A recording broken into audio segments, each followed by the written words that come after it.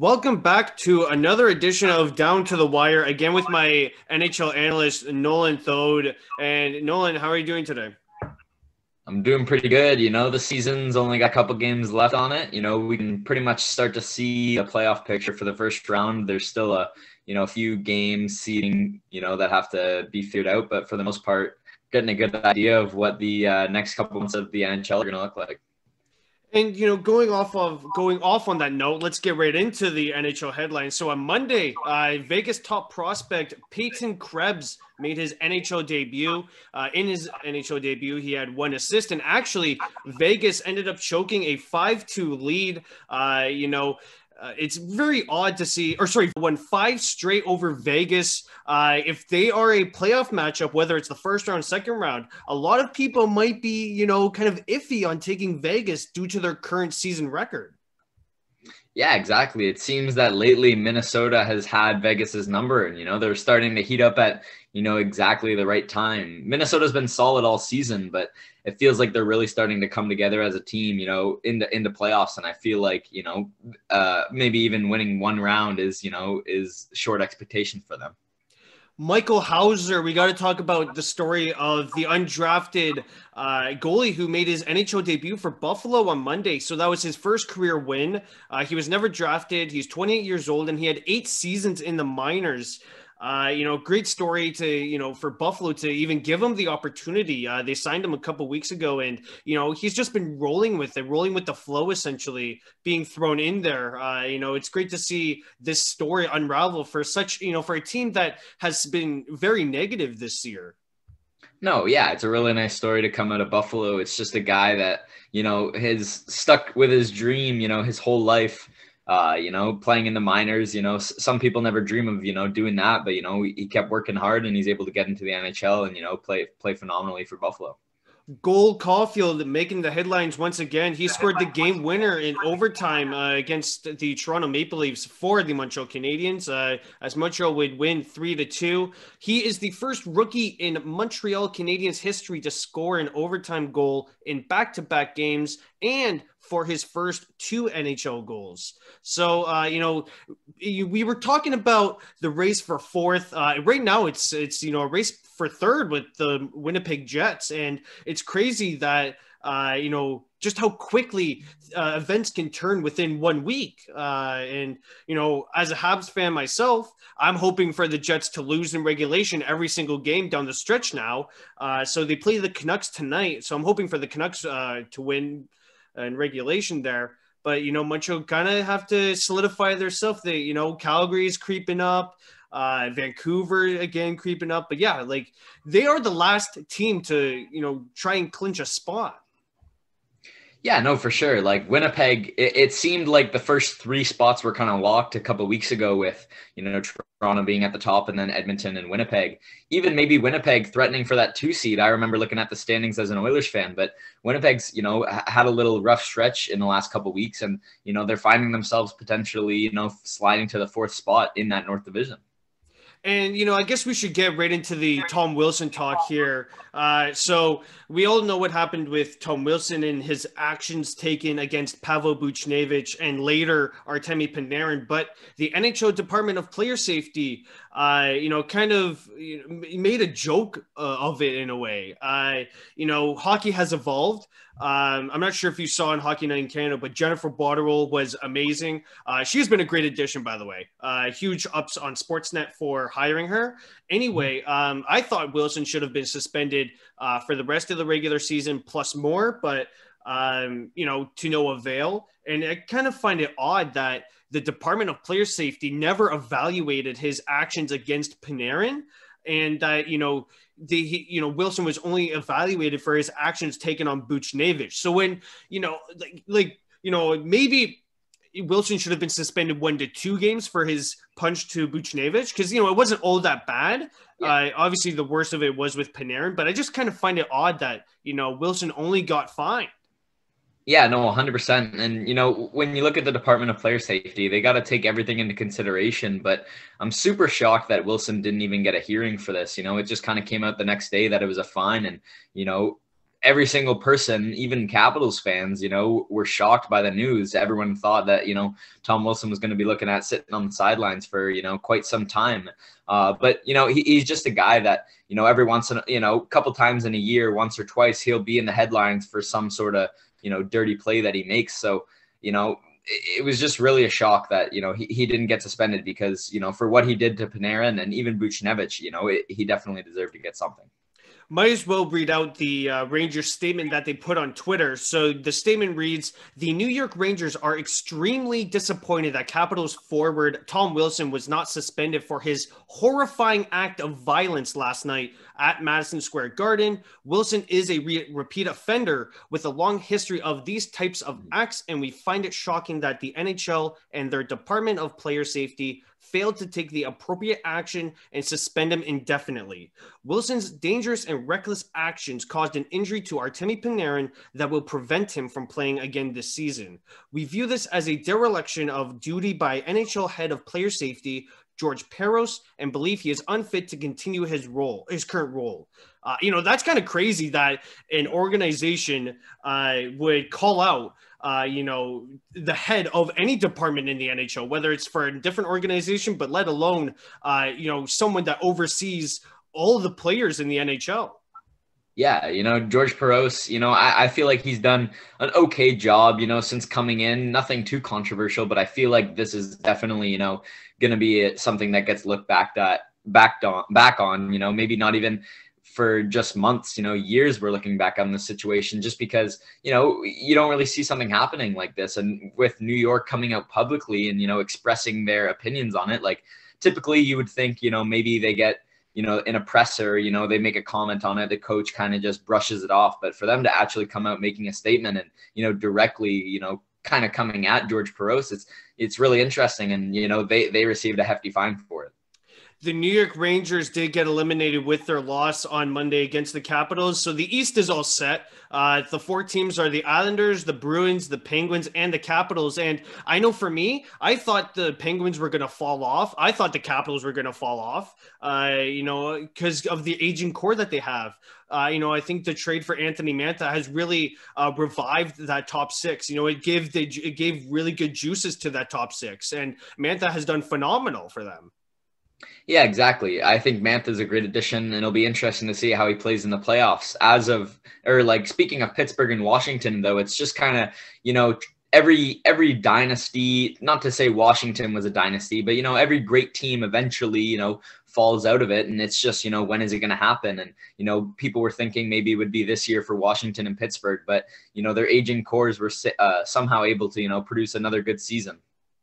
And like I mentioned, the Bruins clinching a playoff spot. Marchand is the 13th NHL player to play 800 games. And, it's crazy that because Draisaitl just hit 500 the other night, 500 career points, that is.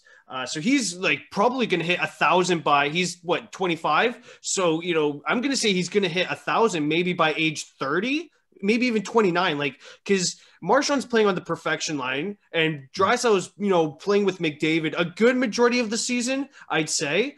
So it's just crazy to me that all these players are accomplishing, these achievements so quickly.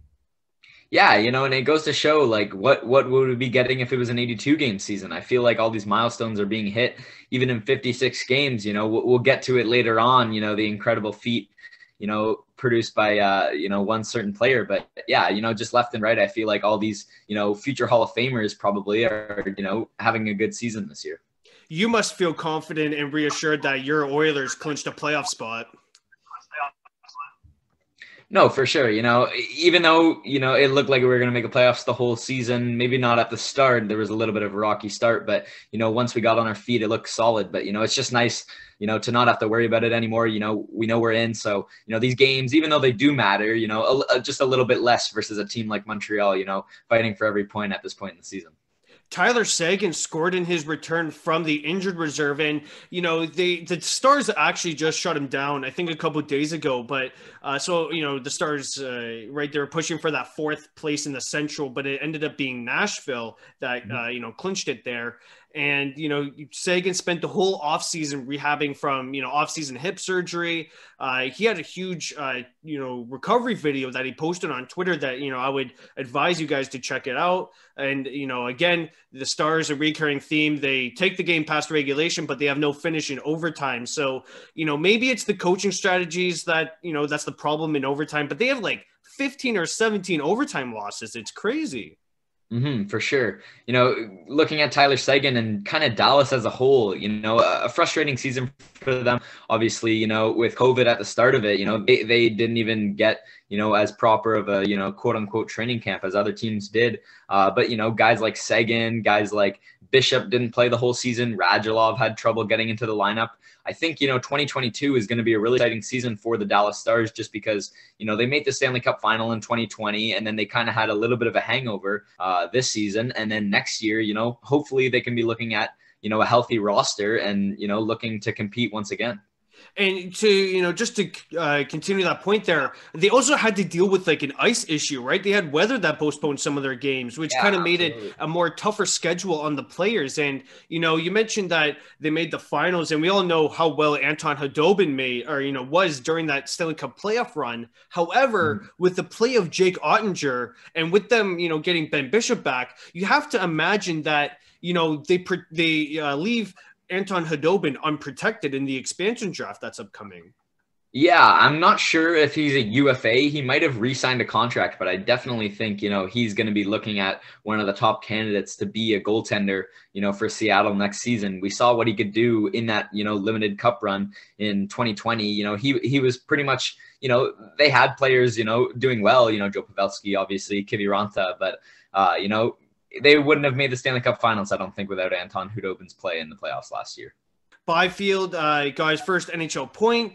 He's a great player. I think he's going to be a great two-way player for them. So they did, the Kings did address their, center depth there by taking him.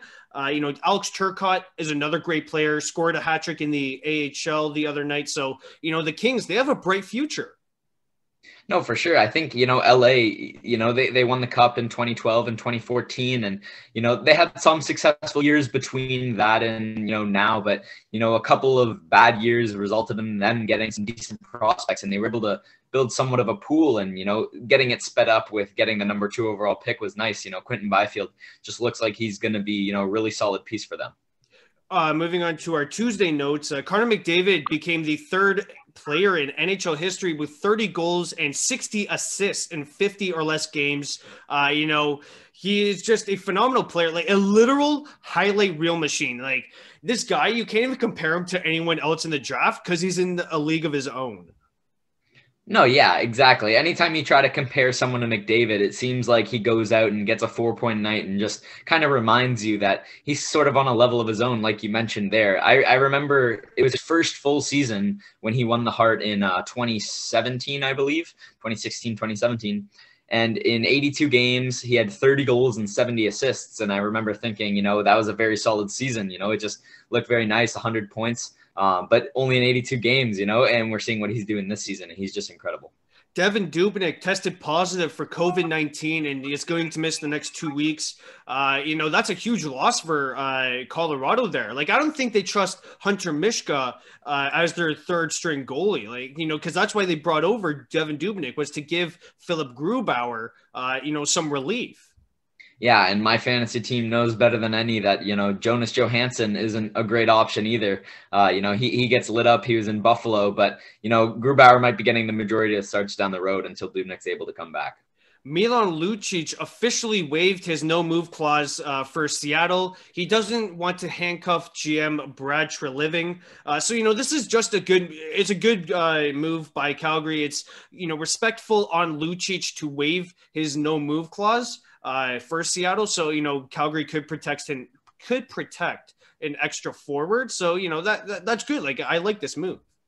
No, yeah, it's just, a great leadership move. It's clear that, Lucic wants the best for Calgary. And with the no movement clause, if he didn't waive it, they would have had to protect him over, another solid player. So now he's going to be, available to them. And I don't think Seattle's going to take a chance on, a reviving of Milan Lucic's career.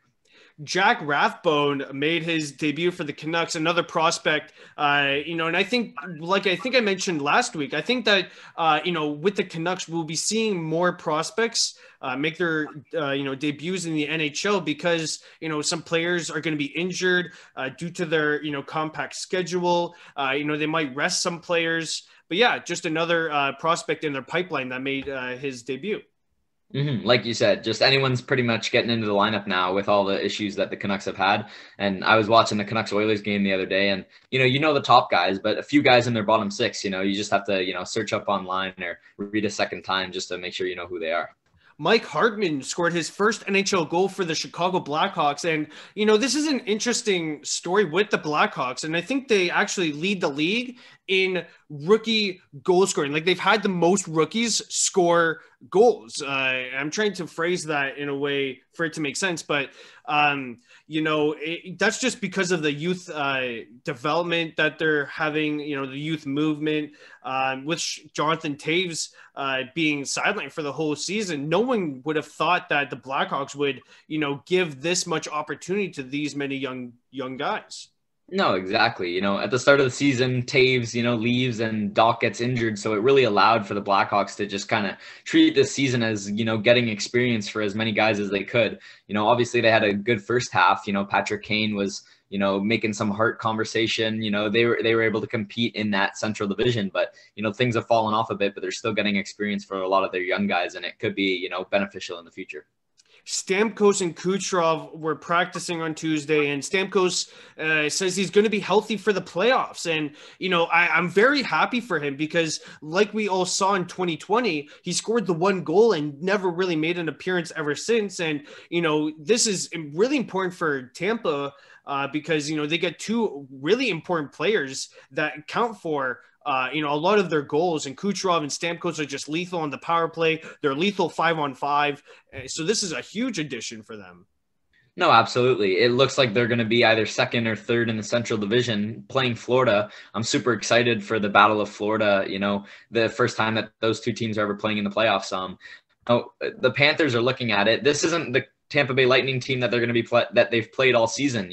They're adding, Kucherov and Stamkos has missed some time. Those are two really big, superstar players. And, you add two superstar players to any team, it's really going to, have an impact, and it'll be interesting to see what Tampa does. And, I didn't read too much into this, but I saw the headline that Matt Barzal was made a healthy scratch. So, that's kind of odd to see a star talent made a healthy scratch. It could have been precautionary reasons just to rest him because, we saw what happened with TJ Oshie the other night, and it was released today that he didn't practice. So he's listed as day-to-day. So maybe the Islanders don't want that to happen to Matt Barzal. Yeah, the Islanders are comfortable in the playoffs. They're going to be the fourth team in that East Division, either fourth or third. I don't think they can get the second. But, they're into the playoffs. So maybe it was precautionary. Maybe he missed a team meeting. Something didn't come out. But, they're looking for the playoffs. They're not too focused on the regular season games, I don't think.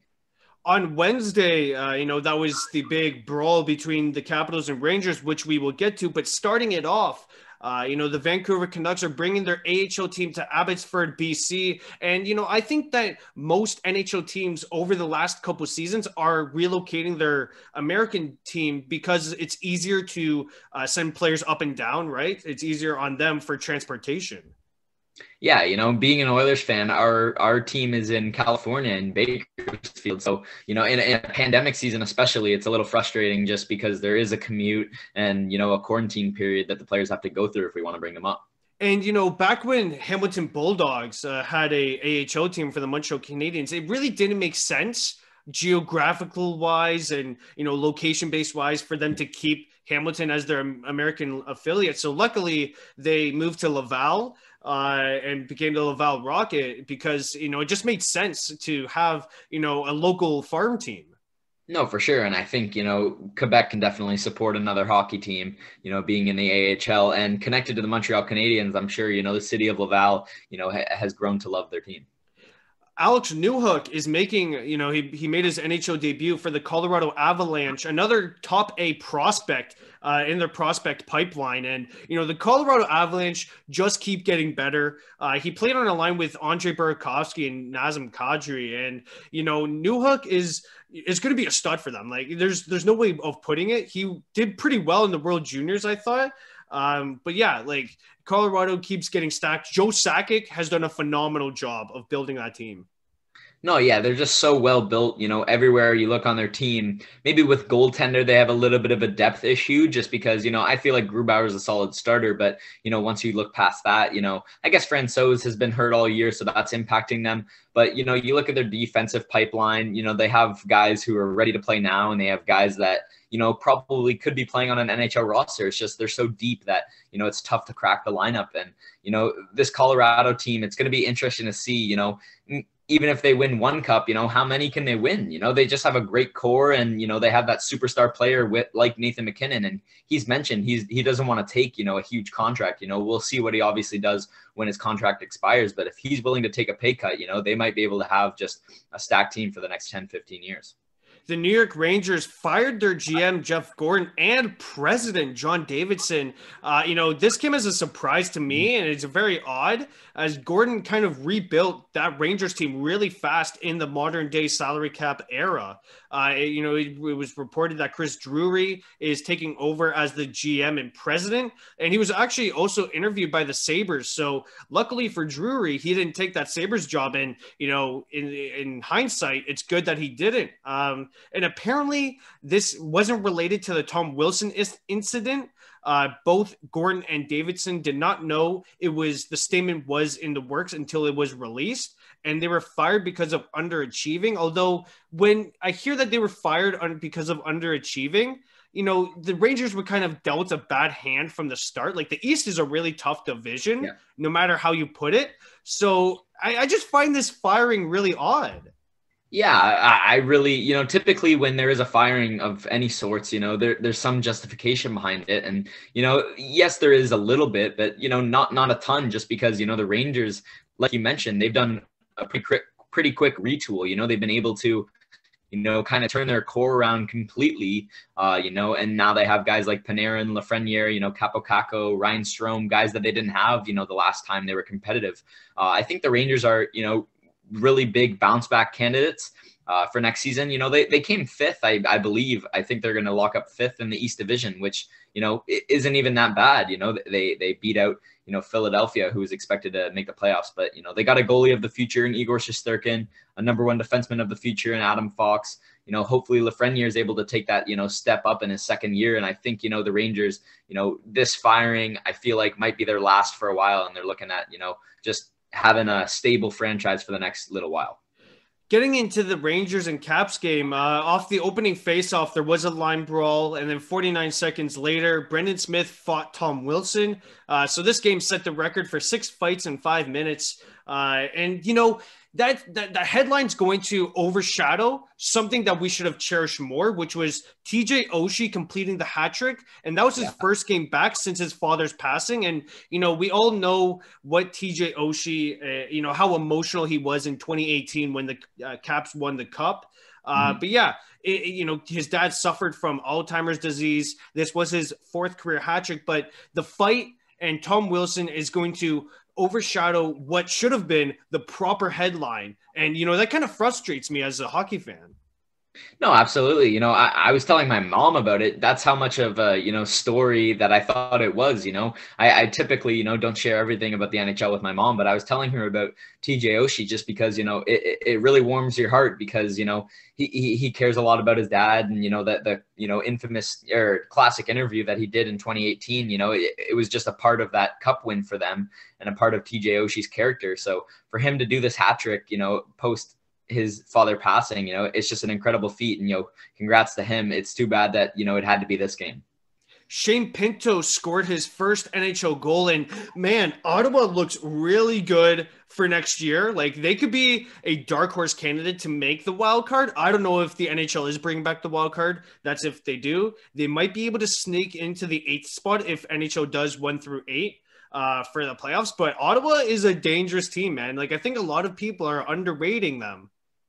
Yeah, I think Ottawa, they've had a tough year in terms of goaltending, I feel like. They've never been able to have, a goalie just be solid for them for, more than a couple weeks at a time. But, their forwards are just getting all this experience and all these young guys. I feel like, Ottawa's only a couple seasons away from being, potentially a top team in the NHL. We all laughed at, Pierre Dorian and the owner, about, some of their statements within the last year, but, they seem to have been doing things right since 2017.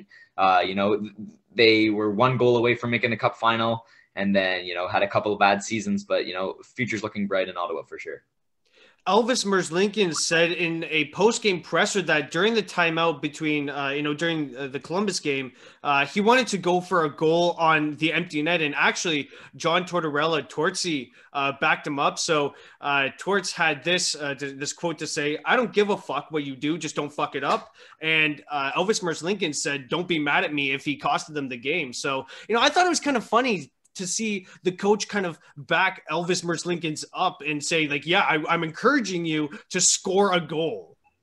Yeah, Elvis Merzlikins a couple weeks ago had an interview that he wasn't having any fun, but, what other way to have fun than being a goalie trying to score a goal? And, it's quite interesting, that Torts, wasn't fully shutting that down. If any coach in the NHL, I feel like would be, extremely against that because, it's risky. The goalies have to shoot a far ways away and, icing and all of a sudden the face-off's right in your zone. So, interesting, exchange between Merzlikins and Torts. And Merzlikins, even though he's a foreign player, has so much personality. And I feel like he's just a great player on that Columbus team. And I'm excited to see what his career has in store.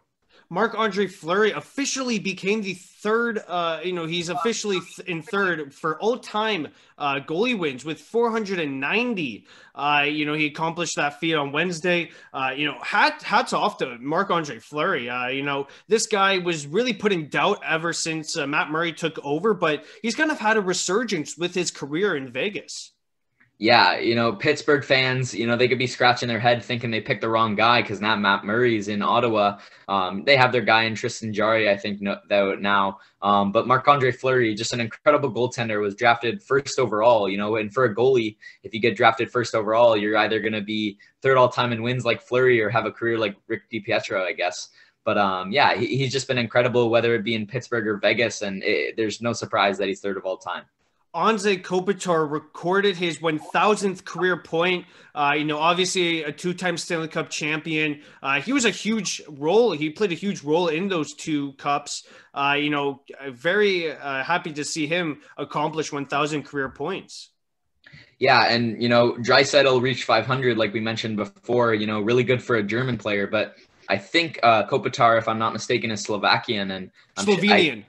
Slovenian. I feel like, he's probably the first to hit 1,000, from that country. So, kudos to him, kudos to the country, and just a great feat for Anze Kopitar, who's had a great career. Yeah, no, I always mix up the Slovakian and Slovenian flags because they're so similar. But Anze Kopitar is one of the only very few Slovenian players to make it to the NHL. Yeah, and the only reason I know it is because a buddy of ours, the guy that you helped get a job, Michael Sesnick, shout out to him. He has family from there. So, he was, a big fan of Kopitar growing up. Paul Maurice, Blake Wheeler, and Mark Scheifele all accomplished, some achievements during their game on Wednesday. So Paul Maurice won his 300th career game with the Jets. This was against the Flames. Wheeler had his 800th career point, and Scheifele had his 500th career point. Obviously, Wheeler is the franchise all-time points leader, I believe, for the Jets, playing both with the Thrashers and the Winnipeg Jets. So, obviously huge achievements for them. And I think Scheifele and Wheeler had to split the puck. So I kind of find that funny how the players celebrate that when they both achieve, big accomplishments on the same night. No, yeah, it's interesting. You typically see the picture with a puck, but yeah, they have to share it, and just a good feat for them. And it really puts into perspective. Going back to Draisaitl, I love my Oilers, but he's able to achieve 500. He was drafted in 2014. Mark Scheifele, he's a phenomenal player as well. Was drafted in 2011, and he's just hit 500 as well. So Leon Draisaitl just keeps climbing up those leaderboards. And your prediction of 29-30 is maybe looking a little realistic for him. Eddie Olchuk had, agrees to a 5-year deal to become Turner's lead NHL analyst, and it was actually confirmed today that Ray Ferraro and Brian Boucher are becoming the ESPN lead analyst. So, before I expand on the Kenny Albert point I have down, I don't know what this means for TSN. I don't know, because obviously Ray Ferraro was involved with NBC as well as TSN. I hope that there's some joint contract agreement there, because I don't know how Ray was able to work at TSN and at NBC commentating both games. But if this does mark the end of Ray Ferraro and Gord Miller, man, I'm gonna miss it. It really sucks that their last season, the last season they had, which was this season, is going to be played without, or going to be commentated without fans, I should say. But yeah, I hope this doesn't spell the end for the Ray and Gord duo. Yeah, no, I got to agree with you on that. But, I just got to look at ESPN and, TNT, and I feel like they're doing a solid job so far. I'm pretty excited to see, the list of names that they have by the end of it. I feel like that's, the most important thing for me, because, with ESPN, I don't know who's their hockey head. I don't know how great their hockey knowledge is over there in ESPN, but if they're getting these, former NHL players and, touted analysts, I feel like it's just going to help them, be successful and have, a solid 7-year contract with the NHL. Kenny Albert is joining Eddie Olchuk there with Turner. So I feel like a lot of NBC employees will be just signed by ESPN and or Turner because, I feel like it's just easier that way. It keeps the fans the same, as well as, basically welcoming new fans as well. But yeah, keep the commentators the same, because, I have no really big problems with NBC's commentating group that they have now. No, yeah, I completely agree. I think, they got a good group, and, ESPN's just looking at them as, NBC's, the lead broadcaster for the NHL. So if they can get some of their guys and have some of, familiarity for, the fans, it'll be a good thing for them. St. Louis Blues made a handshake line after David Backes played his last game at Enterprise Center. It's looking like Backes is going to retire after this year. And, if we look back at that Backes trade for Nick Ritchie, Nick Ritchie's been playing phenomenal for Boston. I think we all knew that Boston would end up as the, presumed winners of that trade, even when the trade was announced at the time. But yeah, hats off to Backes on a great career. Yeah, and, you look at the trade, and David Backes, great career, was the captain of St. Louis, signed that contract. He earned the contract that he did sign in Boston, but, a couple years into it, it looked like a bad contract. So I think, in any trade, being able to shed it was good for the Bruins, and it actually produced, a top, middle six forward for them in Nick Ritchie. So I think, a good thing for them, and great career for David Backes. We got some hometown news as, Nico Dawes, who was drafted by New Jersey, signed his entry-level contract for the Devils, as well as the U18s. They captured gold. So great, great news for, Shane Wright, who's obviously a hometown for us, Nico Dawes as well. So it'll be fun to hopefully see, a Dawes-Blackwood tandem and to see wherever Shane Wright goes. Yeah, exactly. You look at New Jersey and they have their goalie of the future figured out, but, they got guys like Dawes, in the pipeline, and it could make their job a lot easier. It's never a bad thing to just have a lot of prospects at any position. So, hopefully he's able to come in the NHL and potentially, create a elite tandem for the Devils in the future. Moving on to Thursday's notes, Damon Hunt signed his entry-level contract for the Minnesota Wild. He was a 2020 third-round pick, 18 points in 23 games for Moose Jaw. He was second on team in points. He was the captain, tied for third on team with 10 assists, second on team with 8 goals. He's a defenseman for the Wild, so I believe that he is about 1 to 2 seasons away from the NHL. Maybe stick him down in the AHL just to get used to the pro speed, and then maybe bring him up for a couple games at the end of the next season. Yeah, for sure. It's just nice to put pen to paper for him getting that contract. But, him being the captain, he's a great leader. So he's just got to worry about making the transition to, the pro game. It can be a big jump for some people, but, some people take it really well. So I think, playing him in the AHL, playing him in Iowa, the Iowa Wild, I think is probably the right decision. And, just being able to have that, slower transition until he's ready to play in the lineup in the NHL. Buffalo Sabres will officially finish dead last this season. And I'm pretty sure the last time this race, the race for the bottom of the league, was decided this early was when, they missed out on McDavid. However, I'm not too sure. I'm not too sure because they got Rasmus Dahlin as well. So I'm not sure if if that race was decided at the same time as this one or even, later or sooner. But anyway, the Sabres will finish dead last, and, hopefully this year they end up with the first overall pick once again. But, I think the odds are that, you're most likely to drop down if you finish dead last. That's just what we've been seeing over the last couple of years. Yeah, and it's not even a couple of spots. It's going from first to fourth 2 years in a row. Detroit last year, being first overall odds and, moving down to fourth. And then Colorado having the number one odds from Ottawa 2 years ago. They dropped down to 4. So, Detroit got a guy. They got Lucas Raymond. Colorado got Bowen Byram. So even if you slide to 4, you can still get a solid prospect. But I think all the Sabres fans, are going to be hoping that they can hold on to that number one position because, they really need any help they can get. Jack Rathbone scored his first NHL goal. So, like we mentioned at the top of the show, he's going to be, and I think he's going to be a great player for the Canucks. Hopefully he does have a great ceiling and can find a way into the middle or top 6. Mm-hmm. Yeah, he was able to put one on Mikko Koskinen, who let in, the first 4 shots of the game and was quickly pulled for Mike Smith. So he was able to take advantage, but, congrats on getting the first goal for him. Speaking of 4 goals on 4 shots, Jeff Carter had a 4-goal game. I certainly didn't see, him scoring 4 goals ever again. But, man, what a pickup that is for Pittsburgh. I mean, you talk about Crosby, Malkin, and Carter down the middle. I mean, that's lethal. Yeah, I think they're, really ready for the playoffs. They were able to win their division. So, a really solid regular season for them. I think, if Tristan Jarry is able to be 100%, be that starter for them throughout the playoffs, I feel like, this is a solid year for Pittsburgh to make, a deep run again, because they haven't been able to make a deep run since 2017. Minnesota plans to be at 25% capacity for the playoffs. And, we're like you mentioned, we're getting closer to playoffs. So I think, as vaccines are rolling out in the States, as coronavirus cases are, dipping in the States, we're going to see arenas opening up their, their doors more to fans, which is so good to see.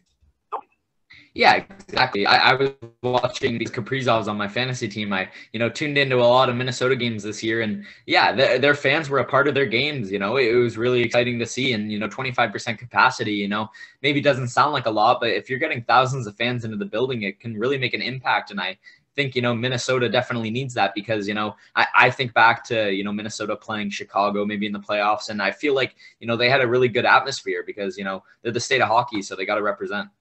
Pavel Buchnevich got suspended 1 game for cross-checking Anthony Mantha in the mouth. And, no matter how you look at it, no matter the optics, everyone's going to criticize the Department of Player Safety for not suspending Wilson because, Wilson has changed everything. Like, you look at, Wayne Simmons, for example, if he does a borderline Tom Wilson thing, it's looked at differently because he's not Tom Wilson. That's just the danger that Wilson is in the league. And, for him, it really sucks that there's now a different perspective. There's a different lens that people are viewing his punishments through. Yeah, as for the suspension and Buchnevich, I feel like, they got it right. I feel like the Department of Player Safety, they had, a rough week, but I feel like the only thing they did get wrong was the Wilson. I feel like there was a couple other suspensions that they had to hand out. And with this Buchnevich, it's just, a game where your team's out of the playoffs. It just really seemed unnecessary. And, him getting 1 game, I think, was right. Austin Matthews scores 40 goals in 49 games. He was the second fastest Leafs player to do so. Frank Mahovlich was the fastest Leafs player with 40 and 48 during the 1960-61 season.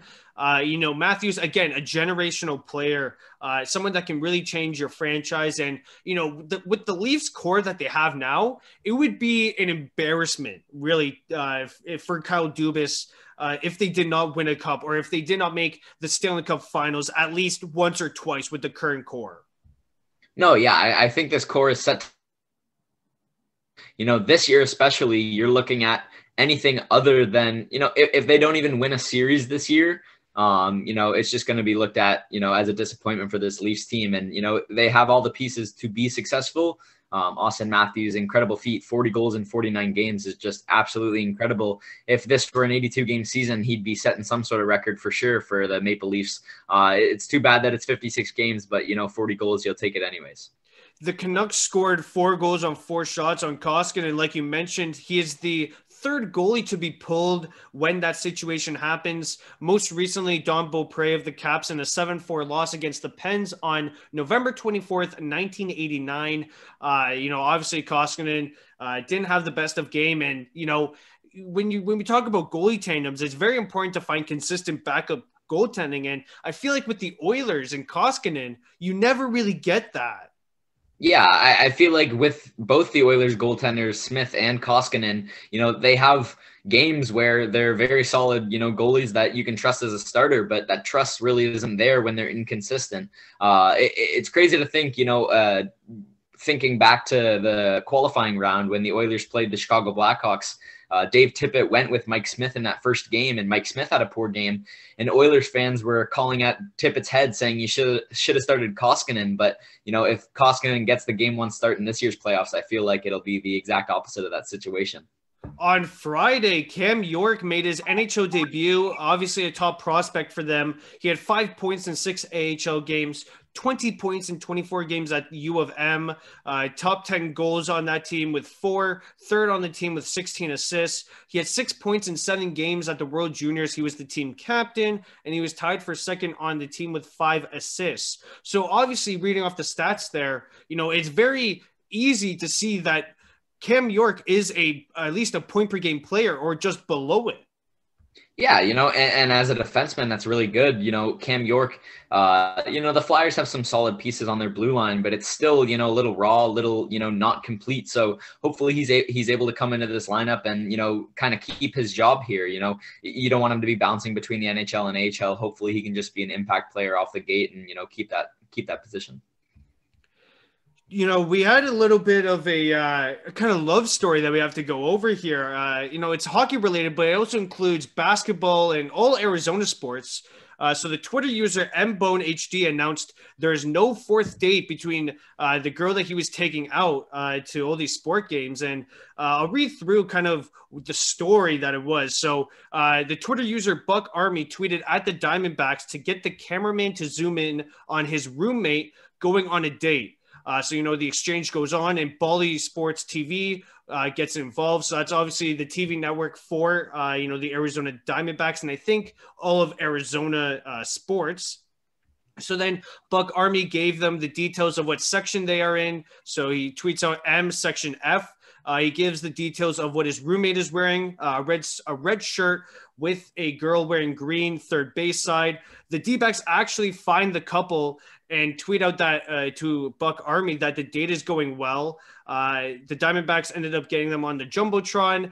And the D-backs actually got all the Arizona teams on the fun. The Coyotes game was the location for the 3rd date.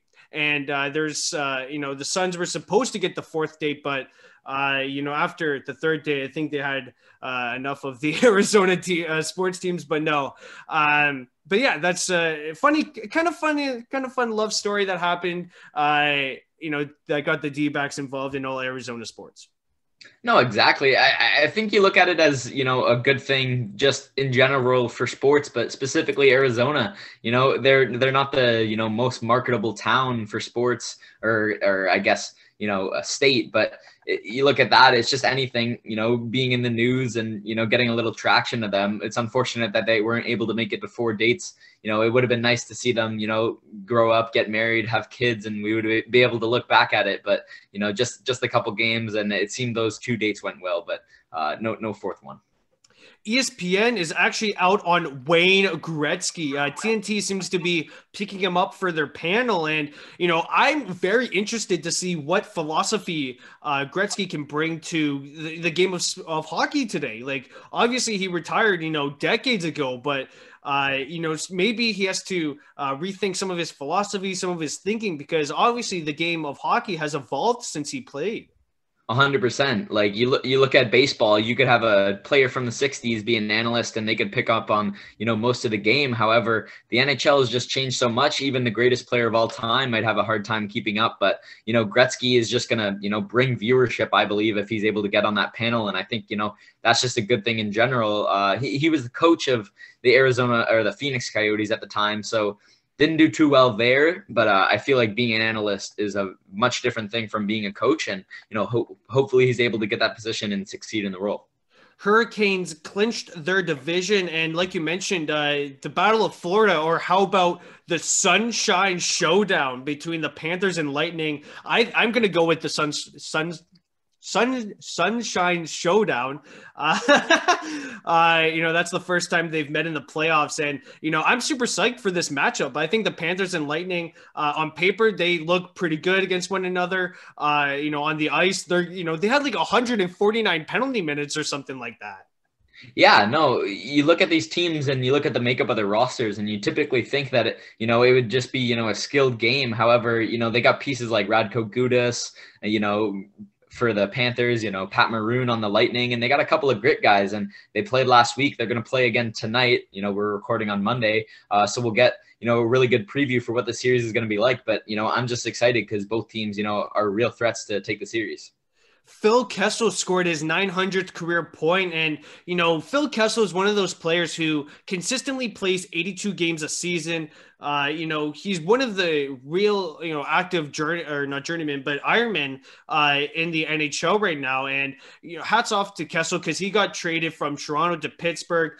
It took about a year to kind of get used to the systems, and then got traded to Arizona or signed. I'm not sure, but it took again a year to get used to the systems. But yeah, Kessel is consistently put up 30-40 points in a year.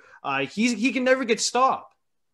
Yeah, Phil Kessel, he's just the, keeps on going. And, you say Iron Man, but also potentially journeyman. He's on his fourth team, and we'll see how the last couple of years of his career, shape up. But, hopefully he's able to get to 1,000. I feel like, 100 points for the rest of his career is definitely something that he can do. There was a photo of him with the puck, and, he's definitely got that, classic Phil Kessel gut going. And, all the comments were just ripping him up. But, just a great personality of the league, and, congrats on 900 points. The LA Kings are mathematically eliminated from playoff contention, which puts them into the draft lottery, I believe. So, they're looking forward to June 2nd, which is the draft lottery date. Lastly, the Blues clinched the last playoff spot in the West Division. So, it's great to see that the Blues locked up fourth there. The Kings, again, they're kind of going through a youth movement. They're kind of expected to see some rough seasons, which is why they traded Carter. I'm not too sure if the market for Dustin Brown was too small, or, the prices weren't there for LA. So I find it kind of weird that they didn't move on from Brown. Yeah, I'm not sure what the term is on his deal, but I know he's making around $6 million, and for the role that he provides, maybe teams aren't trying to take on that contract right now for Dustin Brown, but they were able to move on from Carter. I think, even though they didn't make the playoffs, to be the last team, that was holding on to the playoff, hopes in that West Division, I think, was a positive thing for them. They saw a lot of growth this year, that some of the youth, making their debuts in the lineup. Cal Peterson, hopefully, is the goalie of the future. It seems like he took the net from Jonathan Quick, as the season went on. So, it'll be interesting to see what they're able to do next season. I don't think it's a playoff season next year, but, I think they're stepping in the right direction, even though they have, most of their core, aging, with guys like Drew Doughty, Anze Kopitar, and Dustin Brown. The NHL is relaxing its so this is Saturday news. The NHL is relaxing its COVID protocols for playoff teams that will allow for greater freedoms with regards to masks, testing, team meetings, social gatherings, and travel once 85% is fully vaccinated. So, like we mentioned last week with Robin Leonard getting what, speaking out about the NHL and, how they didn't really, live up to the expectation that they outlined for players with vaccinations and protocols. Well, this is what Robin Leonard wants, so he got what he wanted, which is great to see. And I think a lot of American teams are fully vaccinated or, are getting there. I know that some of the Canadian teams are starting to get vaccinated, like the Leafs just got their first vaccination on Sunday or yesterday. The Habs are getting their first dose on May 13th. So, yeah, it's great to see. No, absolutely. And, you look at the last season for the NHL and to be at the point where we are now, fans capacity going up and talking about the NHL relaxing, with these protocols, it just proves that, especially in North America, you can look at it as, things are starting to trend, back to, normality, normal life. And hopefully these playoffs, can give fans, a little bit of that normal feel, especially once they get down to the Final Four and, the North Division is, no longer. Ryan Miller got the the start in the final game for Anaheim, which is also the final game for his career. The Minnesota Wild had a handshake line for him as well. And, he just an amazing career and he should be a Hall of Famer. However, I don't think he will be a first ballot. He might get in second one. I don't know how many times you can be on a ballot to be qualified for the Hall of Fame, but I think he definitely deserves to be in there. But yeah, great career for Ryan Miller, and it's awesome to see that Anaheim gave him the final start. Yeah, no, for sure. With a guy like John Gibson, Ryan Miller knew that he was coming in to take a backup role, and he succeeded at it. They never really had a ton of success. Only a couple of years ago, I guess 2017, they were in the conference finals. I'm not sure if he was the backup at that point in time, but Ryan Miller, just great career. We went over his accolades, last week's episode, and I agree with you that he will at some point in time get into the Hall of Fame. We had the last official game at the Coliseum for the New York Islanders as they are moving into UBS Arena next year.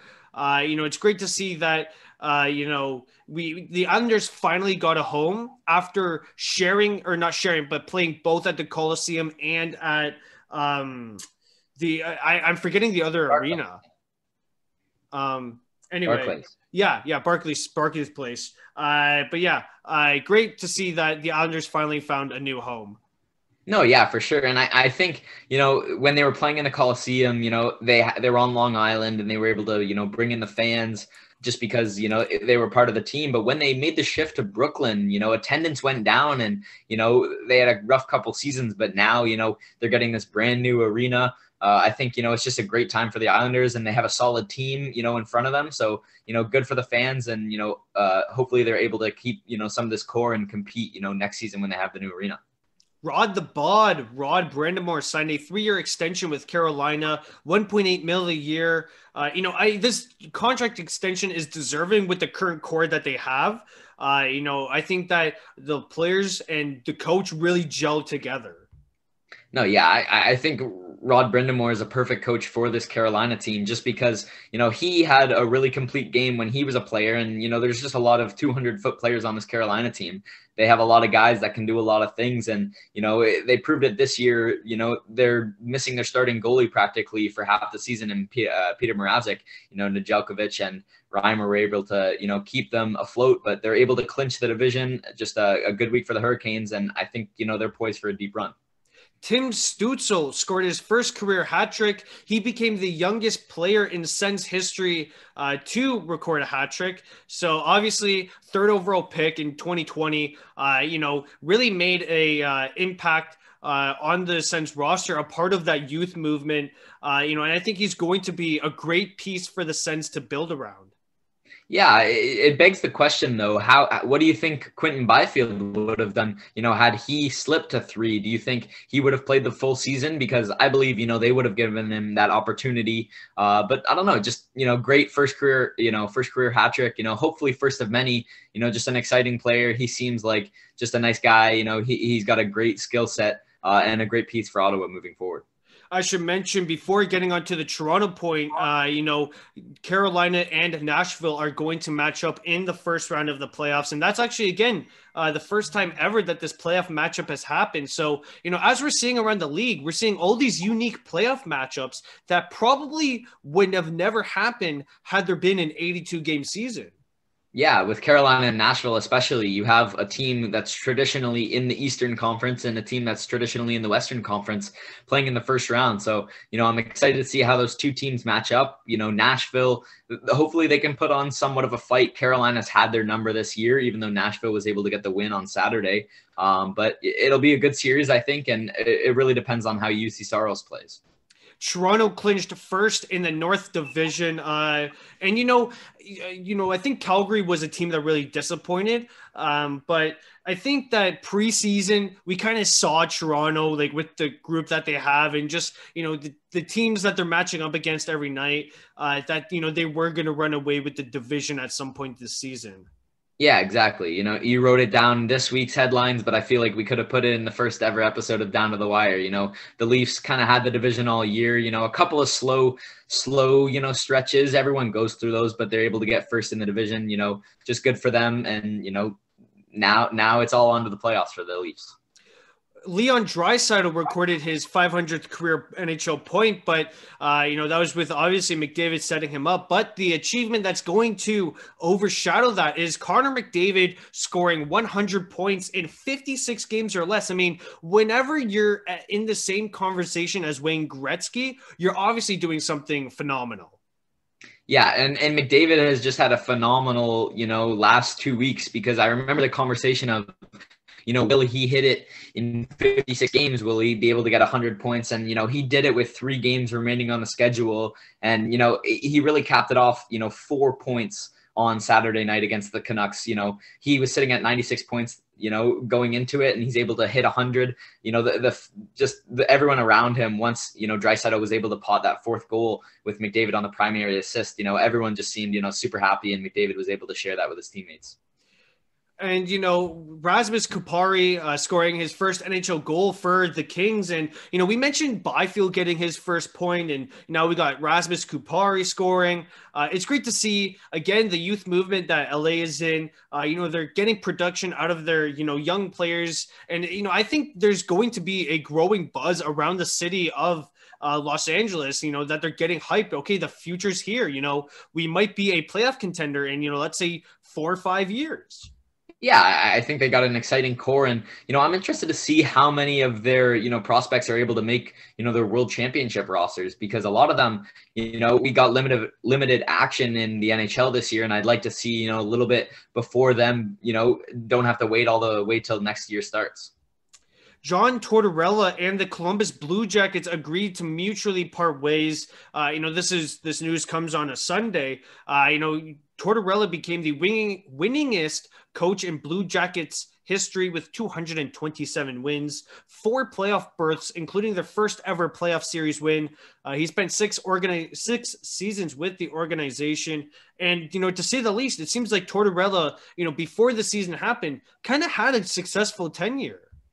No, for sure. I think they started the season, I don't know if they lost like 8 straight or 10 straight to start the season, but they fired whoever their coach was before and brought in Tortorella. And, he really turned the franchise around, just because I feel like he was the right coach for the current team that they had. But now that they're starting to shift, away from the Nick Foligno, Bobrovsky era, and moving into potentially looking at, Patrick Laine, if they can keep him long-term with a new coach, and with their core, they've got some good pieces. I'm excited to see what Columbus is going to do, and hopefully they're able to get the coaching vacancy. Hopefully they're able to get the right guy for the job.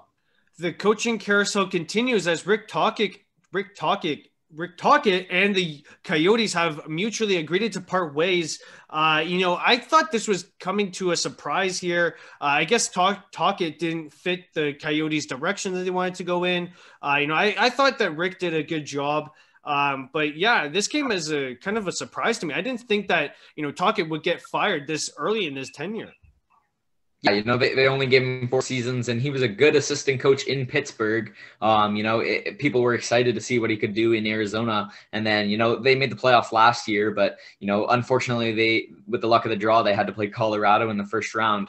I'm interested to see who they choose to be the next head coach, because they can go one of 2 ways. They can, go and sign someone who's, a free agent, quote unquote, right now, or they can look within their organization. I think Phil Housley is their assistant coach, and it'll be interesting to see if he gets a second opportunity as a head coach in the NHL. Mackenzie Entwistle scored his first NHL goal for the Chicago Blackhawks. It's great to see that the Bulldogs alumni score his first NHL goal. I know I watched a bunch of Entwistle when he was with the Bulldogs, so it's great to see him having success. No, for sure. And you look at these Bulldogs teams, that you and I went to see, and you think of the key guys like Kaliev, they're going to make their impact on an NHL roster, but it's nice to see, Entwistle, crack the lineup for the Blackhawks and be able to score. Before we get to Pegs' predictions, let's quickly go through Zach Hogan's power rankings this week. So first, he has the Maple Leafs. Second, he has the Oilers. Third, he has the Senators. Fourth, he has the Montreal Canadiens. Fifth, he has the Winnipeg Jets. Sixth, he has the the Calgary Flames. And seventh, he has the Vancouver Canucks. I certainly don't have any problems with this, simply because my favorite team's in the playoffs. Yeah, exactly. All you're looking for is if Montreal's above Winnipeg and you're happy. And, I feel like, over the last week, they've definitely, they're creeping in, and these last 2 games against the Oilers are really going to show, how these playoffs are going to go. Moving on to Pegs' predictions, we only got 2 NHL games on the dock for tomorrow. So I have the Capitals over the Bruins and the Canucks over the Jets. I'll go a little bit different. I'll go Bruins over Capitals, Jets over Canucks. Well, we all love the differences between us. Well, I like to thank again Nolan Thode for joining me on another edition of Down to the Wire. It's always a pleasure, Pegs.